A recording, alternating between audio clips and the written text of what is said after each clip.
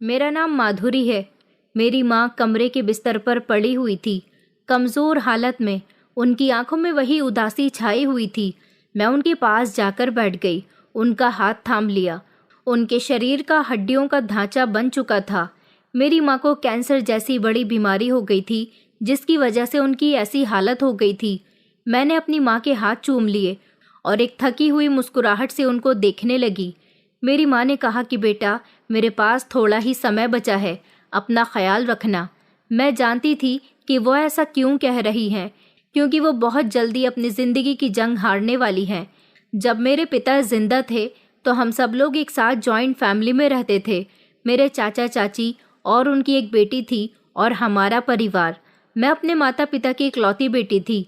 जब से मेरे पिता की मौत हुई थी, मेरे चाचा चाची बहुत बदल गए थे।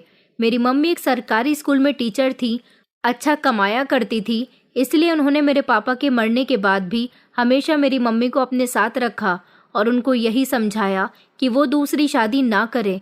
आपके पास एक बेटी है, क्या पता गैर आदमी इस बेटी को स्वीकार करे या ना करे। बस इस डर की वजह से कभी मेरी माँ ने दूसरी शादी नहीं की कि कोई दूसरा आदमी उनकी बेटी को दिल से एक्सेप्ट नहीं कर सकेगा। वो चाचा चाची के साथ एक ही घर में रहने लगी।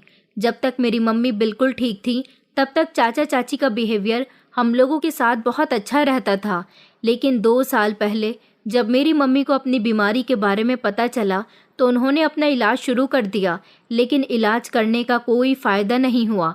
मेरी मम्मी की तबीयत दिन ब दिन बिगड़ती चली गई। उन्होंने बिस्तर पकड़ लिया। बस जब से मेरी मम्मी ज़्यादा बीमार हुई तो चाचा चाची ने अपने रंग दिखाने शुरू कर दिए। चाची को घर में पड़ी मेरी बीमार माँ बहुत बुरी लगने लगी थी। वो मेरी मम्मी का कोई काम नहीं करना चाहती थी, जबकि मैं उनका घर में साथ साथ बराबर से हाथ बटाया करती थी। मगर उनका कहना यही था कि तुम दोनों माँ बेटी हम पर बोझ बन गई हो। जब से मेरी मम्मी ने नौकरी पर जाना बंद किया था तो चाचा चाची को हमारी मौजूदगी इस घर में खलने लगी थी। जितना ये घर उनका था, उतना हमारा भी था। मेरी मम्मी दिन ब दिन बीमार होती जा रही थी। चाची का कड़क बिहेवियर मेरे साथ कैसा होता था वो अच्छी तरह से जानती थी, इसीलिए हमेशा उनको मेरी फिक्र लगी रहती थी और वो मुझे समझाया करती थी कि बेटा, हमेशा अपना ख्याल रखना। मुझे पता है कि मेरे पास ज़्यादा समय नहीं है, मेरे जाने के बाद तुम्हारे लिए बहुत कठिन समय आ जाएगा, लेकिन तुम हिम्मत और साहस से काम लेना। किसी को कभी पलटकर जवाब मत देना, खामोशी से सब कुछ बर्दाश्त करना। ऊपर वाला हमेशा तुम्हारा साथ देगा। 2 दिन गुजरे तो मेरी माँ ने अपनी आंखें बंद कर ली और फिर दोबारा से उनकी आंखें न खुल सकी। उनकी मौत पर मैं फूट फूट कर रो रही थी। पहले पापा इस दुनिया से मुझे छोड़कर चले गए थे और अब माँ भी।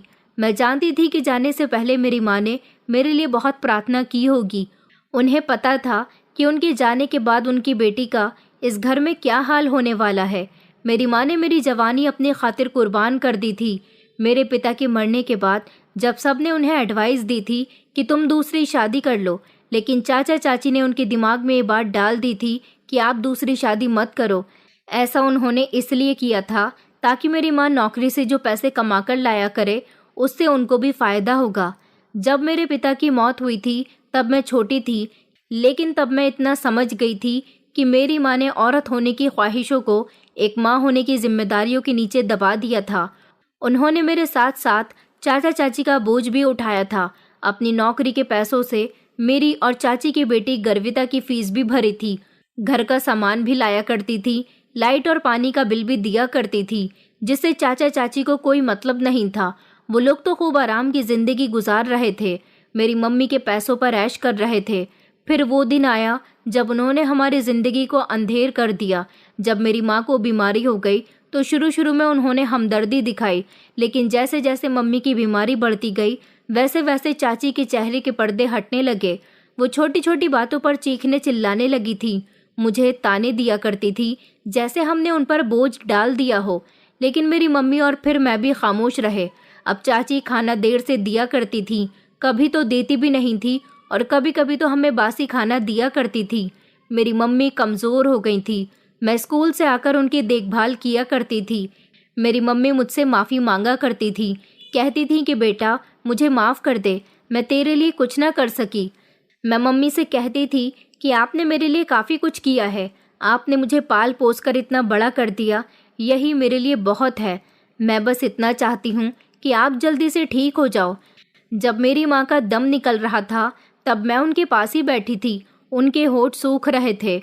मैं उनको पानी देने के लिए उठी तो उन्होंने मुझे हाथ के इशारे से मना कर दिया। कहने लगी कि बस बेटा, मेरा वक्त आ गया, तुम मेरे पास बैठी रहो। उन्होंने मेरा हाथ पकड़ लिया। मुझे ऐसा लगा जैसे मुझसे कोई चीज़ दूर जा रही है। अब मेरे कानों में कोई आवाज़ नहीं थी, बस मेरी मम्मी की आखिरी सांसें गूंज रही थी। मैं चिल्ला चिल्ला कर रोने लगी। मम्मी अपनी आंखें बंद कर चुकी थी। चाचा चाची ने जब मम्मी को मरे हुए देखा तो आसपास के लोगों में खबर पहुंचवा दी कि दिव्या भाभी मर चुकी हैं, उनके अंतिम संस्कार के लिए आ जाओ। घर में भीड़ इकट्ठी होनी शुरू हो गई थी। रो रो कर मैं बेहाल हो गई थी। चाची तो मुझे सब लोगों के सामने ऐसे तसल्ली दे रही थी जैसे उन्हें मेरी मम्मी के मरने का बहुत दुख है। वो तो जोर जोर से रो रही थी। उनके शब्द, उनका चीखना, सब कुछ नाटक था। उस समय मेरी उम्र 16 साल थी। ये लोग मुझे बच्ची समझ रहे थे, जैसे मैं कुछ जानती ही नहीं, लेकिन मैं अच्छी तरह से जानती थी कि चाची कैसी हैं और अब सबके सामने नाटक कर रही हैं। मैं उनको देखकर हैरान थी कि यही औरत तो कल मुझे और मेरी माँ को ताने दिया करती थी, आज उनके मरने पर देखो कैसे झूठ बोल बोल कर रो रही है। चाचा जी तो खामोश खड़े हुए थे। मोहल्ले के लोग मेरे पास बैठ गए, मुझे तसल्ली देने लगे। एक औरत कहने लगी कि बेटा, माँ एक ही होती है, हम जानते हैं कि तुम्हारा दुख बहुत बड़ा है। उन्होंने मुझे गले से लगाया और तसल्ली देने लगी, लेकिन मैं तो बस पत्थर की बनी बैठी थी। मुझे बहुत रोना आ रहा था। सामने मेरी माँ की लाश रखी हुई थी और मैं लगातार उनको देख रही थी, क्योंकि आज आखिरी दिन था। मैं उनको नज़र भरकर देख सकती थी, फिर तो वो मुझे कभी देखने को नसीब भी नहीं होती। मेरी माँ का क्रियाक्रम समाप्त हो चुका था। वो मुझे छोड़कर हमेशा हमेशा के लिए जा चुकी थी। ऐसा लगता था जैसे मेरे अंदर का सब कुछ मेरी माँ की चिता के साथ साथ जल गया हो। मैं अभी भी घर के एक कोने में बैठी हुई थी और अंदर से रो रही थी। मैं अपना मुंह छुपाकर बैठी हुई थी जब मोहल्ले की एक आंटी ने मेरा कंधा थपथपाया। मैंने जैसे ही नज़र उठाकर देखा तो वो बिल्कुल मेरे बराबर में खड़ी हुई थी। वो मेरे करीब आकर बैठ गईं और धीरे से कहने लगी कि माधुरी बेटा, तुम्हारी मम्मी बहुत अच्छी औरत थी। जिस स्कूल में वो पढ़ाया करती थी उसी स्कूल में मेरा बेटा भी पढ़ता था। तुम जब छोटी थी तो तुम्हारे पापा की मौत हो गई थी। तुम्हारी मम्मी और मेरी बहुत अच्छी जान पहचान है। एक दिन उन्होंने मुझसे कहा था कि मुझे किसी मर्द की छाँव नहीं चाहिए, मेरी बेटी मेरी सब कुछ है।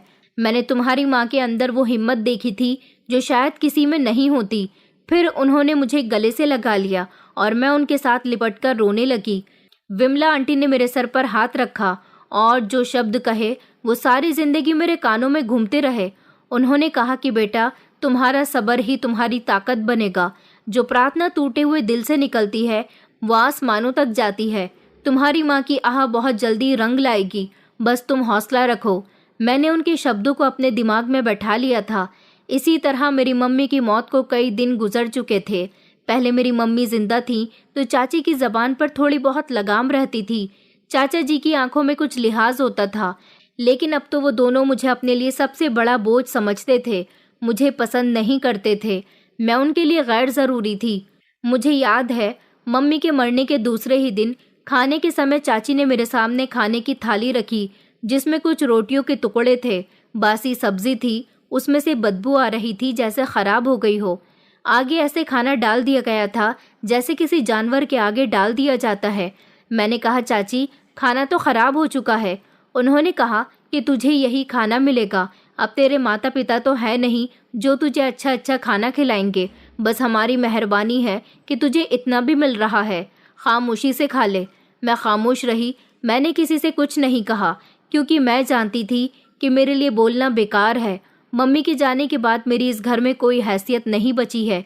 मैंने खुद से वादा कर लिया था कि मैं हमेशा खामोश रहूंगी, सब कुछ बर्दाश्त करूंगी, अच्छा वक्त आने का इंतज़ार करूंगी।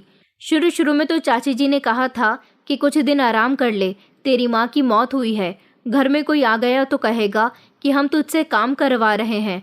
लेकिन फिर उसके बाद उन्होंने घर का सारा काम मुझ पर ही डाल दिया। एक दिन तो उन्होंने साफ साफ कह दिया कि अब तुझे पढ़ाई करने की भी कोई ज़रूरत नहीं है, यहाँ पैसे पेड़ पर नहीं उगते। मैंने इस बारे में चाचा से बात करने की कोशिश की, लेकिन उनकी आंखों में भी बेरुखी थी। उन्होंने कहा कि माधुरी, बात को समझो बेटा, अब तुम बड़ी हो गई हो, खुद को संभालो। हम जितना कर सकते थे हमने तुम्हारे लिए किया, मगर अब और कुछ नहीं कर सकते। उनके शब्द मेरे दिल पर लग रहे थे। आखिरकार उन्होंने मेरे लिए किया ही क्या था। मैं खामोश रही।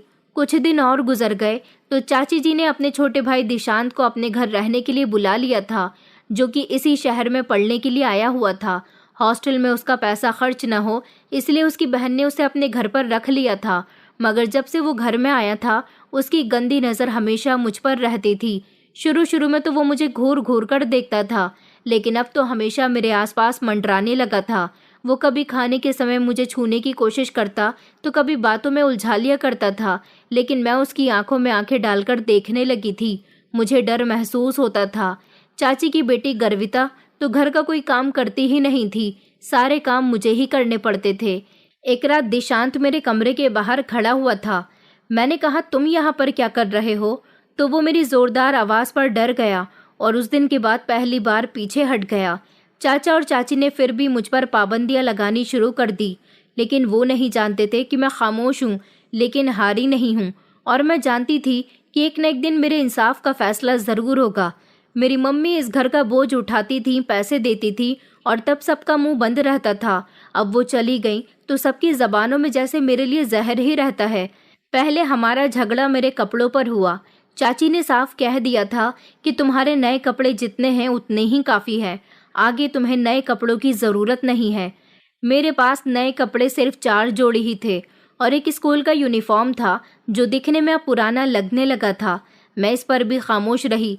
एक दिन चाची ने मेरी यूनिफॉर्म पानी में डाल दी और कहने लगी कि जब स्कूल की फीस नहीं है तो यूनिफॉर्म का क्या काम। तब मुझे पता चला कि मुझे स्कूल से निकाल दिया गया है। चाची ने स्कूल में फ़ोन करके कह दिया था कि हम फीस नहीं दे सकते, जिस पर चाचा जी ने कोई बात नहीं की, ना ही मुझसे नज़रें मिलाईं। बस वो सोफे पर बैठे हुए टीवी देखते रहे। मेरे दिल में एक अजीब सा तूफान मचा रहा, मगर मैं खामोश रही। मैं जानती थी कि अब मुझे खुद ही अपने लिए खड़ा होना है, मगर तभी जब सबसे ज़्यादा कमज़ोर थी। एक रात अचानक दिशांत मेरे कमरे में आ गया। मैं लेटी हुई थी और दरवाज़ा खुला रह गया था, क्योंकि चाची ने कहा था कि दरवाज़ा बंद करने की तुम्हारी क्या औकात, ये तुम्हारा कमरा थोड़ी है। क्योंकि मुझे अब स्टोर रूम में रखा गया था और मेरे कमरे पर तो गर्विता ने कब्जा कर लिया था। दिशांत दबे कदमों से आया, आज मेरे बिस्तर के करीब झुक गया। मैं जाग रही थी मगर आंखें बंद थी। उसकी सांस मेरे चेहरे पर महसूस हुई। उसने जैसे ही मेरे चेहरे को हाथ लगाया तो अचानक मेरी आंखें खुल गईं। मैंने चिल्लाकर कहा कि दिशांत तुम। वो चौंक गया और तेजी से पीछे हटा, लेकिन अपने चेहरे पर मासूमियत ले आया था। कहने लगा, अरे मैं तो तुम्हें बस देखने के लिए आया था कि तुम ठीक हो या नहीं, तुम इतना चिल्ला क्यों रही हो? मेरे चिल्लाने की आवाज़ से चाची भी वहाँ पर आ गई थी और पूरी बात सुने बिना ही मुझे डांटने लगी। कहने लगी कि चुप कर जा, रात के समय शोर क्यों कर रही है? तुम्हें शर्म नहीं आती? मेरा भाई भी तुम्हारा भाई है, उसकी इज्जत किया करो। मैं चुप हो गई। दिशांत दरवाजे के कोने में खड़े होकर मुस्कुरा रहा था, जैसे जानता हो कि अब मैं चाची की बात सुनकर कुछ नहीं कहूँगी। चाचा जी तो सब कुछ देखते महसूस करते, लेकिन उन्होंने अपनी आंखें बंद कर ली थी। एक दिन मैंने हिम्मत की और चाचा जी से दिशांत की शिकायत करने की कोशिश की। मैंने बात शुरू की ही थी कि पूरी होने से पहले ही चाचा जी ने कहा कि खामोश रहो और अपनी बकवास बंद करो। दिशांत तुम्हारी चाची का भाई है और बहुत ही शरीफ लड़का है, उसके बारे में कभी कोई गलत बात मत करना। हमने तुम्हें भी तरस खाकर इस घर में रखा हुआ है। हम तुम पर एहसान कर रहे हैं और तुम अपनी चाची के भाई पर ही इल्ज़ाम लगा रही हो। मुझे तो हैरानी इस बात पर हो रही थी कि चाचा जी को चाची के भाई पर इतना भरोसा था, लेकिन अपनी सगी भतीजी पर भरोसा नहीं था। चाचा जी की आंखों में जो सख्ती थी वो मुझे सिखा गई थी कि रिश्ते सिर्फ खून के नहीं बनते और खून के रिश्तों में भी जहर मिला होता है। मैं घर के हर कोने में दिशांत के कदमों से भी डर जाया करती थी। वो रात मुझे याद है जब मैं चुपके से आंगन में गई और आसमान की तरफ देखा और अपनी माँ को याद किया। कहा कि माँ मुझे माफ़ करना, मैं बहुत कमज़ोर पड़ रही हूँ, मैं खुद को नहीं बचा सकती। एक दिन अचानक गर्विता की बहुत तबीयत ख़राब हो गई। चाची बहुत परेशान हो गई, उसकी तबीयत को लेकर रोने लगी, जिस पर मैं तो बिल्कुल खामोश रही, लेकिन गर्विता की तबीयत ठीक होने के लिए प्रार्थना करने लगी। दिशांत मेरे कमरे में आया, लेकिन वो उदास था। उसकी आंखों में हिचकिचाहट थी, जैसे कुछ बदला सा हो। जैसे वो कुछ सोच रहा हो। और फिर मुझे अपनी मम्मी की बात याद आ गई। वो कहती थी कि हर अंधेरी जुल्म भरी रात के बाद इंसाफ की उजाली सुबह होती है, बस बर्दाश्त करना सीखो। फिलहाल कुछ दिनों के बाद गर्विता की तबीयत ठीक हो गई थी, लेकिन अब मेरा घर से निकलना भी बंद कर दिया गया था। मेरे लिए अब सब कुछ एक ख्वाब बन चुका था। पहले तो बहाने बनाए गए कि माँ मर गई है, लोग क्या कहेंगे, लेकिन अब इज्जत का ख्याल कि मोहल्ले वाले बातें बनाएंगे। लेकिन फिर दरवाजे के बाहर पैर रखना भी मेरे लिए सज़ा बन गया था। मुझसे कह दिया गया था कि अगर दरवाजे के बाहर कदम भी रखा तो तुम्हारी टांगें तोड़ दी जाएंगी। चाची जी की आवाज़ में तो हमेशा जहर भरा रहता था। वो तो मुझ पर ऐसे नज़र रखती थी जैसे मैं कोई चोर हूँ, जैसे मैंने उनका सुकून चुरा लिया हो। एक दिन चाची ने मुझसे कहा कि सफाई का काम करने जाना है, तुम वहाँ चली जाना, तुम्हें पैसे मिलेंगे। मैंने पलटकर कहा, चाची मुझे पैसे कैसे मिलेंगे? वो हंस दी और कहने लगी कि तुम्हारे नखरे जो उठाते हैं, जो काम करके कमाओगी वो लेना हमारा हक है। मुझे अगले दिन ज़बरदस्ती चाची ने पड़ोस के घर में सफाई करने के लिए भेज दिया था। वो अकेली और विधवा औरत थी, लेकिन बहुत ही अच्छी और इज्जत देने वाली थी। उनके यहाँ काम करने से मुझे बहुत सुकून मिल रहा था। वहाँ पर मेरा समय अच्छा गुजर रहा था। ऐसा लगता था जैसे मैं आज़ाद हूँ। लेकिन शाम को जब मैं घर आती थी तो चाची मुझसे पैसे मांगा करती थी, मेरे कपड़ों की तलाशी लिया करती थी और फिर कहती थी कि चोर मत बनना। मुझे तेरी माँ की परवरिश पर अभी भी शक होता है। मुझे चाची पर गुस्सा आता था और मैं खामोशी से उन्हें महीने की सैलरी लाकर दे दिया करती थी, जिसमें मेरे हाथ कुछ भी नहीं लगता था। इधर दिशान की बदतमीजियां बढ़ती जा रही थी। वो बहुत ही बेशर्म हो चुका था। पहले वो छुप छुप कर मुझे देखता था, अब मुझे गंदे कमेंट्स भी करने लगा था। मेरा रास्ता रोक लिया करता था, मेरे काम में दखल अंदाजी किया करता था। एक दिन जब मैं बर्तन धो रही थी तो वो मेरे पीछे आकर खड़ा हो गया और कहने लगा कि तुम्हें देखकर तो सारे दिन की थकान दूर हो जाती है। मैंने घूर कर उसे देखा, लेकिन मैं कुछ न कह सकी। मैं जानती थी कि अगर मैंने कुछ कहा तो इल्ज़ाम मुझ पर ही आ जाएगा। दिशांत जानता था कि अब कोई भी उसका कुछ नहीं बिगाड़ सकता। वो दिन ब दिन मेरी खामोशी से मजबूत होता जा रहा था। दिन रात इस घर में मेरी बेइज्जती होती रहती थी। मेरी आंखों में नींद रहती थी और ज़्यादा काम करने की वजह से शरीर में थकान।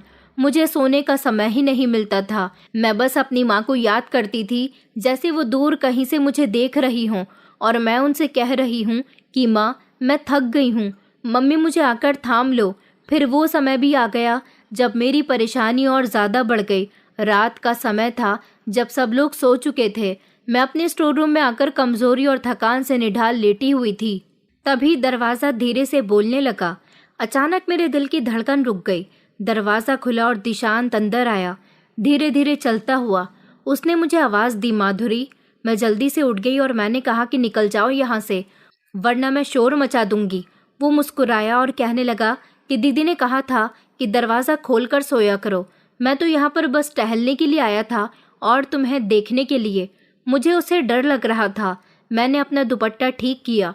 वो धीरे धीरे मेरे आगे बढ़ा कि मुझे दुपट्टा ठीक करने से रोक ले, लेकिन मैं पूरी ताकत से चिल्ला उठी, बचाओ बचाओ।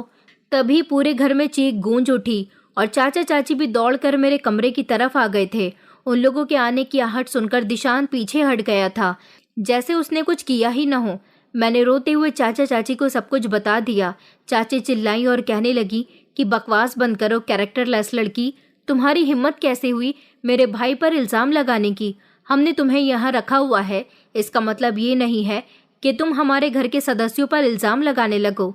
चाचा जी ने तो जैसे अपना सर झुका लिया था और जैसे वो कुछ सुनना ही ना चाहते हों। चाची ने अपना फैसला सुना दिया था कि मैं कल से बाहर का काम बंद कर दूंगी और अंदर ही रहूंगी, आंख उठा के किसी को देखूंगी भी नहीं। इस तरह मेरी कैद पूरी हो गई थी।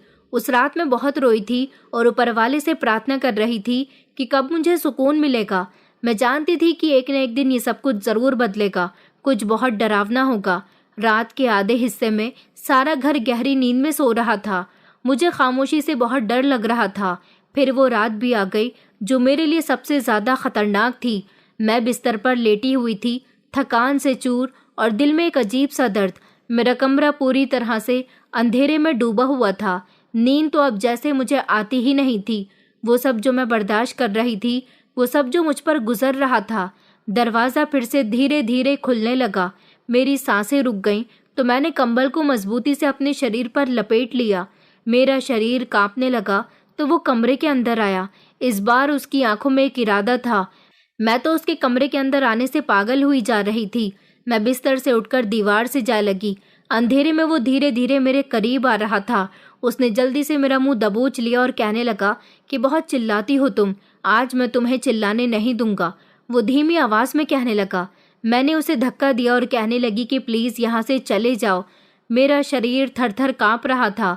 वो फिर से मेरे करीब आ गया और मैंने बार बार उसे खुद से दूर करने की कोशिश की, मगर वो तो मेरे साथ बदतमीजी करने लगा कि अब तक मैंने तुझे काफी बर्दाश्त कर लिया है। वो जबरदस्ती मेरे ऊपर लपका और मुझे मजबूती से पकड़ने लगा, लेकिन मैं फिर भी उसे छोड़कर पूरी ताकत के साथ दरवाजे की तरफ भागी थी। मगर उसने मुझे वहां से भी पकड़ लिया और फिर उसने मुझे बिस्तर पर धकेल दिया। मैंने जोर से हाथ पैर मारे कि छोड़ दो मुझे दिशांत, मैं चाचा चाची को बुला लूंगी, मगर उसने मेरी एक न सुनी और वो गुजरते हुए लम्हों के साथ साथ मेरी इज्जत खराब कर चुका था। फिर थोड़ी देर के बाद किसी के कदमों की आहट आई। चाचा जी ने धीमे से दरवाजा खोला और वो एक झटके से पीछे हट गए, जैसे उन्होंने अपनी आंखों से कुछ देखा ही न हो। वो अपने साले के खिलाफ नहीं जा सकते थे। मेरे बाल बिखरे हुए थे, हालत खराब थी और मैं बिलख बिलख कर रो रही थी। वो खामोशी से कमरे से निकल गया। चाचा जी मुझे घूर कर देखने लगे। मैंने कहा, चाचा जी, वो मेरे कमरे में जबरदस्ती घुस आया था। उसने मेरे साथ जबरदस्ती की, मगर वो बिल्कुल खामोश रहे। फिर उन्होंने बात काट दी और कहा कि आवाज़ बंद करो। मैं कुछ कहना चाहती थी, लेकिन उन्होंने कहा कि ये बात किसी और को मत बताना, वरना यहाँ तुम्हारा जीना दुश्वार हो जाएगा। उनकी आंखों में मेरे लिए कोई हमदर्दी नहीं थी, सिर्फ डर था, बदनामी का डर। उनका कहना था कि हमारी इज्जत हमारे लिए बहुत अहम है, किसी को इस बारे में कुछ मत बताना। लेकिन मेरी इज्जत, मेरी जिंदगी कोई मायने नहीं रखती। मैं वहीं बिस्तर पर लेटकर फूट फूट कर रो रही थी। मेरा शरीर कांप रहा था और आत्मा जैसे बाहर निकलने की कोशिश कर रही थी। चाचा जी शायद अपने साले की शिकायत चाची जी से कर चुके थे। तभी तो सुबह के समय चाची गुस्से से भड़कती हुई मेरे पास आई और कहने लगी, अगर इस बारे में किसी को बताया तो तुझे इस घर से निकाल दूंगी। फिर कोई तुझे अपने घर में जगह नहीं देगा और उल्टा इल्ज़ाम भी तुझ पर ही लगा दूंगी कि तू ही मेरे भाई के पीछे पड़ी हुई थी। मैंने कुछ नहीं कहा। उस रात मैंने पहली बार महसूस किया कि मेरी आवाज़ मर चुकी है। मैं जिंदा थी, लेकिन मेरी आत्मा कैद हो चुकी थी। मैं रात भर अपनी मम्मी को याद करती रही। मैं अपनी माँ की तस्वीर को सीने से लगाकर उनसे शिकायत कर रही थी और कह रही थी कि माँ, एक दिन मेरा इंसाफ ज़रूर होगा, जिस पर ये दीवारें भी बोल पड़ेंगी कि मेरे साथ क्या क्या हुआ। मैं कहती, माँ, मैं जिंदा हूँ लेकिन मर चुकी हूँ। तुम्हारे बाद इस घर ने मुझे नोच लिया और मैं चुप रही। उन्होंने मुझे स्कूल जाने से भी रोक लिया, मेरे कपड़े भी छीन लिए, खाने पर भी ताना देते हैं, मुझे काम पर लगा दिया और फिर मेरी इज्जत भी खराब कर दी। मैं बहुत रोई चिल्लाई, मगर किसी ने मेरी बात का यकीन ना किया। सब लोगों को मैं ही कसूरवार लगती हूँ। अगले दिन मैं घर में ही कामकाज कर रही थी जब घर का दरवाज़ा बजने लगा। मुझे इतनी इजाज़त नहीं थी कि मैं दरवाजे पर जा सकूं। तभी चाचा जी कहने लगे कि बहुत देर से दरवाज़ा बज रहा है, देखो कौन है। चाचा जी के कहने पर मैं दरवाज़ा खोलने के लिए चली गई। जैसे ही दरवाज़ा खोला तो एक बूढ़ी भिखारी औरत बैठी हुई थी। उसने मुझसे खाना मांगा। मैं वापस घर के अंदर आ गई और चाची से उसे खाना देने की इजाज़त लेने लगी। चाची ने कहा कि घर में जितना भी बासी खाना पड़ा हुआ है उसे दे दो। मैंने फिर से सारा खाना निकाल लिया और इस औरत को शर्मिंदा होते हुए देने लगी। उसने मैली सी चादर ओढ़ी हुई थी, दूसरे हाथ में लकड़ी थी। उसके चेहरे पर वक्त की थकान थी और उसकी आंखों में वो गहराई थी जो शायद किसी उजड़े हुए इंसान के चेहरे पर होती है। उसने मेरी आंखों में देखा जिसमें अभी भी आंसू थे। उसने कहा, तू लोगों की सताई हुई है।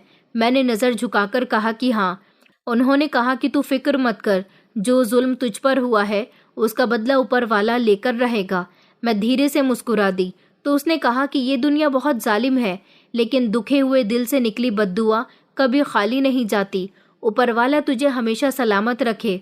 उन्होंने मुझे ढेर सारा आशीर्वाद दिया और वो खाना लेकर लंगड़ाती हुई वहाँ से कुछ कदम चली और फिर मुझे पलटकर देखा। कहने लगी कि बेटा, तेरे हिसाब किताब का वक्त शुरू होने वाला है, बस अब तू सब कुछ खामोशी से देखती रहे।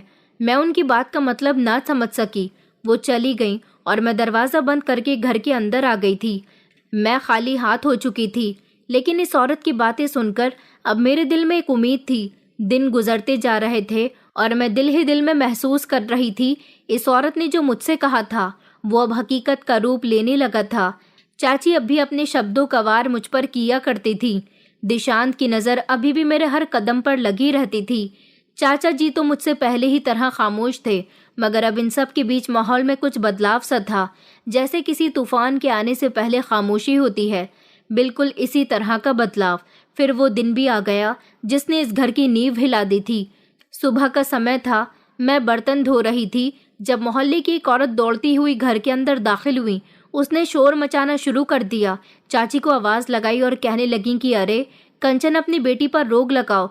तुम्हारी बेटी गर्विता, पड़ोस के मोहल्ले का जो बिगड़ा हुआ लड़का है सचिन, मैंने उसको उसके साथ घूमते हुए देखा। वही लड़का जो पहले भी कई लड़कियों की जिंदगी बर्बाद कर चुका है। चाची के हाथ से चाय का कप छूटकर जमीन पर गिर गया। वो तो जैसे ये सब सुनकर गूंगी हो गई थी। फिर एक झटके से खड़ी हुई और चीख कर कहने लगी कि बकवास बंद करो, मेरी बेटी ऐसी वैसी लड़की नहीं है। उसने कहा, कंचन, मैंने खुद अपनी आंखों से तुम्हारी बेटी को देखा है, उसके साथ घूमते हुए। वो पार्क में थी, उसकी बाहों में बाहें डालकर घूम रही थी। और तो और वहाँ पुलिस भी आ गई थी, पार्क में लड़का लड़की को पकड़ने के लिए। पुलिस ने भी उन दोनों को एक साथ देखा था। मैं भी बर्तन धोते धोते रुक गई थी और उनकी बात ध्यान से सुनने लगी। ये सब सुनकर मेरे दिल में एक अजीब सी ठंडक उतरने लगी। ये खुशी नहीं थी, ये सुकून था। वो पहली बार था जो ऊपर वाले ने किया था। शाम तक पूरे मोहल्ले में ये बात फैल गई थी। चाची के दोस्त, मोहल्लेदार, रिश्तेदार जो पहले उनकी चापलूसी करते थे, अब उनसे नजरें चुराने लगे थे। चाची मुझे कैरेक्टरलेस लड़की कहती थी। अब सबको अपनी बेटी के कैरेक्टर की सफाई देती फिर रही थी।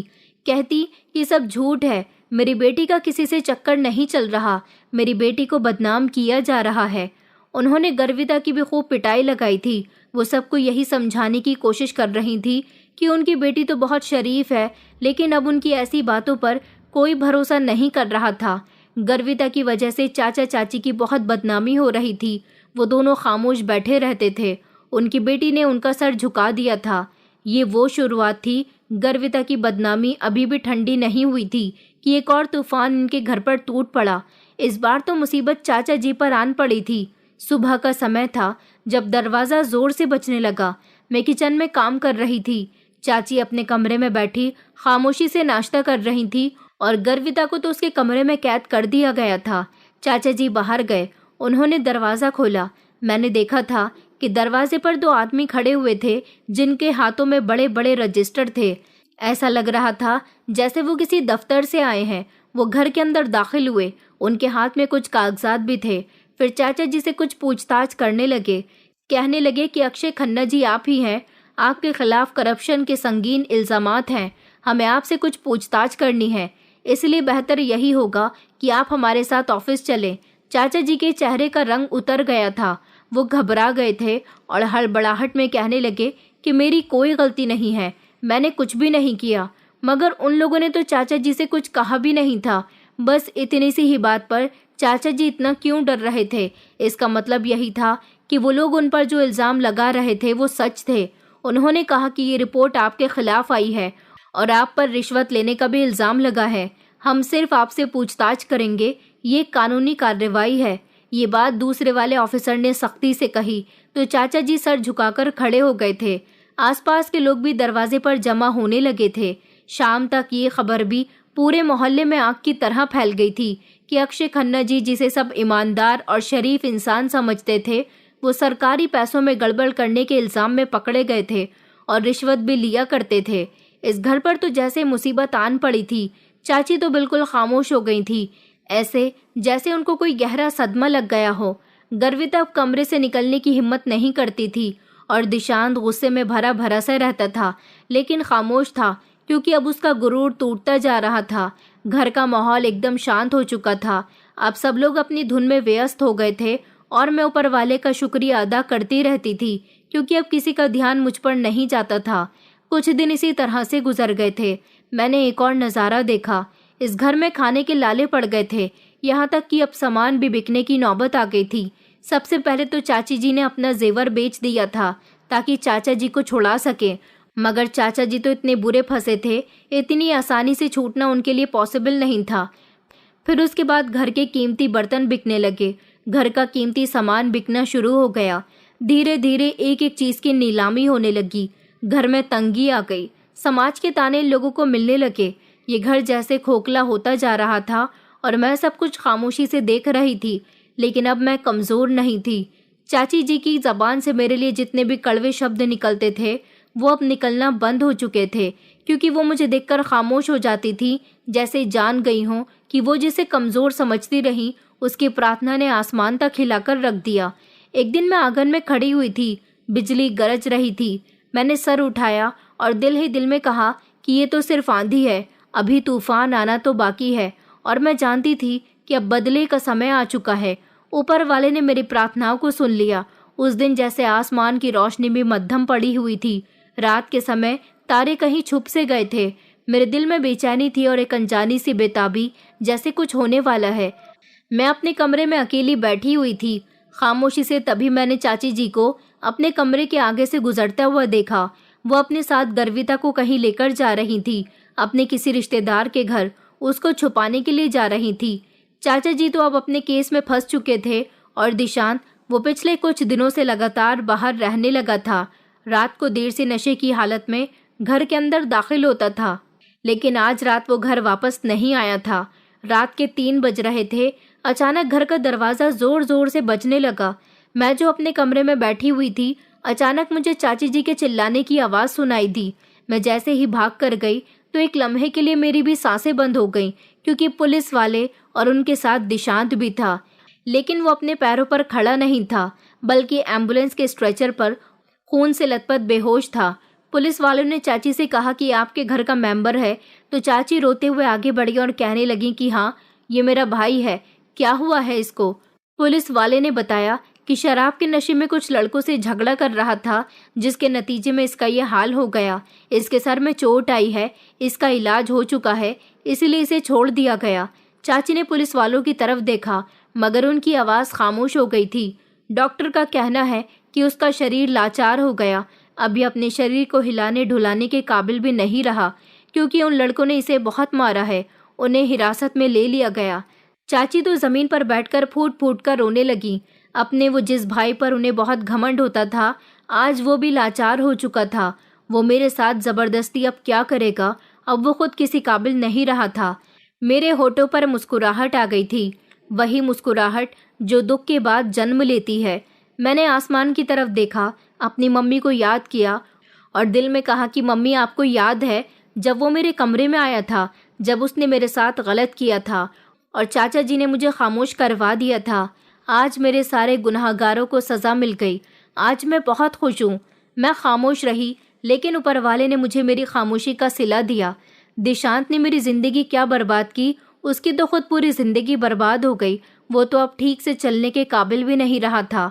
पुलिस वाले वहाँ से चले गए थे और अस्पताल की एम्बुलेंस भी दिशांत को कमरे के अंदर छोड़कर चली गई।